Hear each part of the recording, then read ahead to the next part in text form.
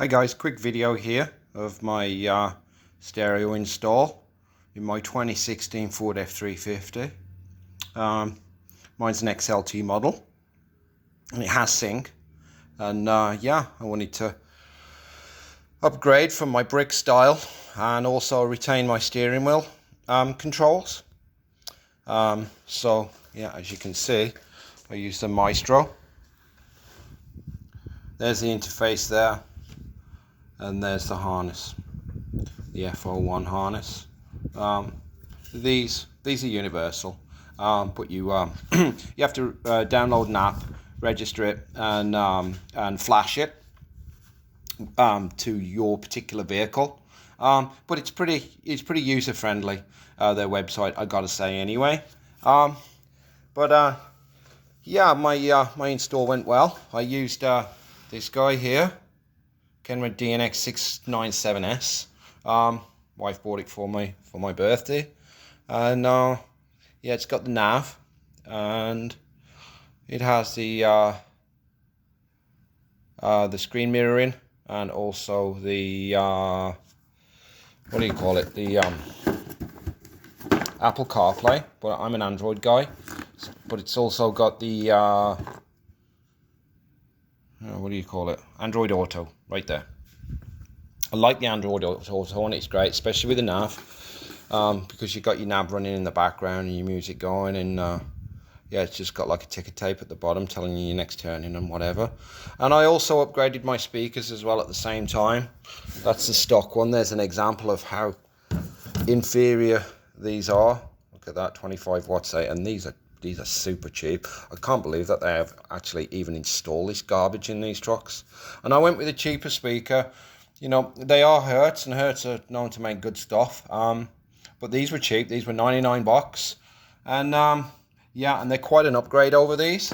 So I thought, for my needs, I'll try these guys for now. You know, and if I blow them up within a couple of years, it is what it is. But yeah, a few things that you're not going to need for this. You're not going to need this. Throw that away. And the kit for my let's call it my dash bezel is a Metra. There's the code, and these are really nice. They're a nice fit and finish. And I'll just point out a couple of things here. You got to cut off those tabs there that are highlighted in darker. You cut those off. I used a grinder to get it nice. And you see those holes there? Those oval holes? Because you're getting rid of this, those holes will now be used to screw that side plate to the side of your radio. And then obviously use the 4 tabs on the front there with screws to secure it, and it's a really good fix as well. It holds in there really nice and tight, so don't be worried about you know, cutting those rear tabs off and worried whether it's going to be strong enough. Totally. So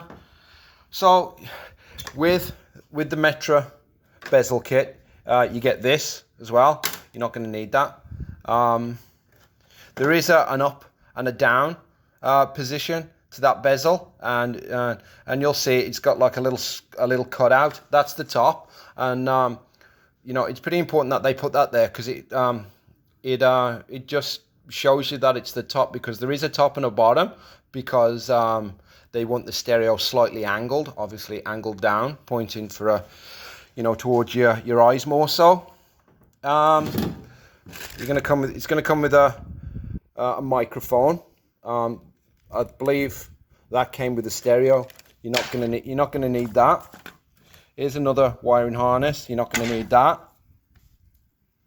That's just that's an extra power cable for the interface. You're not gonna need that.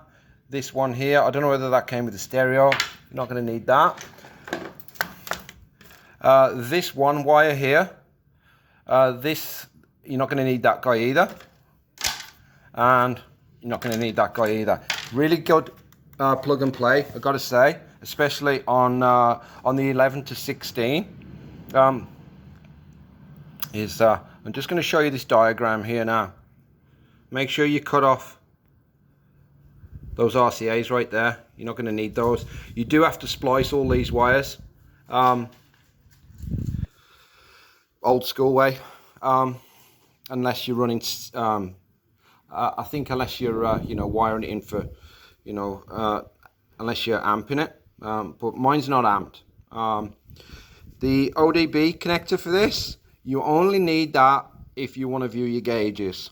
I don't need to view my gauges because I have a tuner on mine. I have EasyLink on mine, so it's through my cell phone.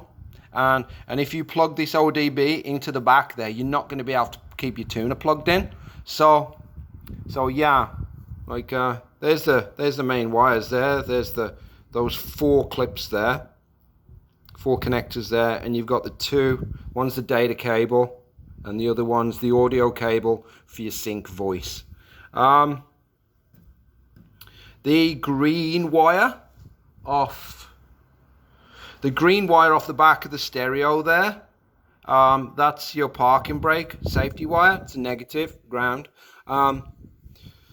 That's obviously there, so if you're trying to operate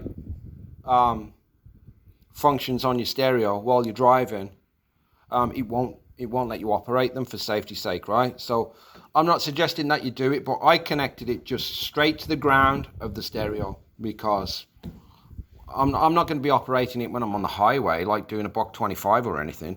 But yeah, I don't want to have to stop for the main features on my stereo to work. Yeah, I'll take you in the cab and take a quick look at the finish of this here.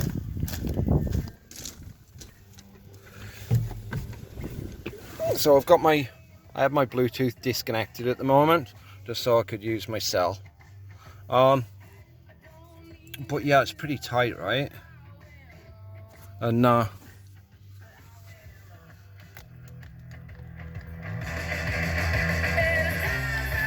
works.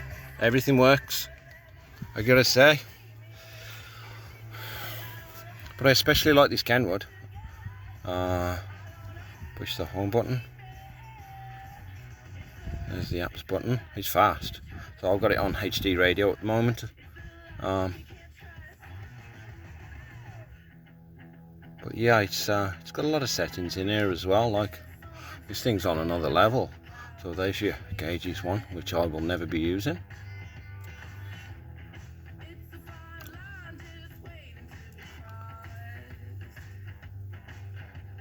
So apparently it does play CDs.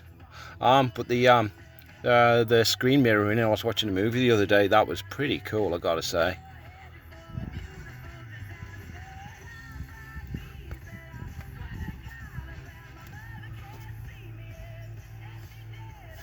But yeah, the navigation's got some really cool options on it as well, for changing it to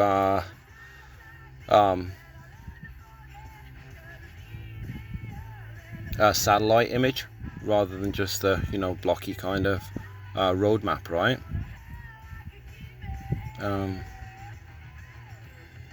Forgot where the settings are actually for that, but whatever. But yeah, the good thing about Android Auto on here, when I connected my phone through the cable, and oh yeah, make sure you use a good quality cable, because it won't be able to process the data if you use a cheaper cable. I had that problem, changed my cable, fixed it right away. Obviously you've got 2 USB cables coming out the back, so you gain charging, 2 charging ports right there. And I believe there's a company out there that are 3D printing and making one to fit in here. So rather than you using these cables off here, you're going to be plugging it directly in the back there. I'm not going to put a link to these guys, but they should be easy to find on YouTube. As soon as you put in, start typing in F-150 or F-350 head unit install or deck install. But yeah, it looks nice, right? Love this. Okay guys, hope those bits of information there, and the parts that are used are gonna help you out. I guess regarding the taking this off, it's really simple. You pop this one out with a pry tool at the bottom, pry that one out, and then underneath there's going to be some 7mm screws, just 7mm hex head. So you wind those two guys out, and then you just basically grab this at the bottom through here, give it a tug, and that's going to allow you to get your fingers in here. For the ones up here, put your fingers in, quick tug, whole thing will come out, get your fingers down the back and unclip all the clips there.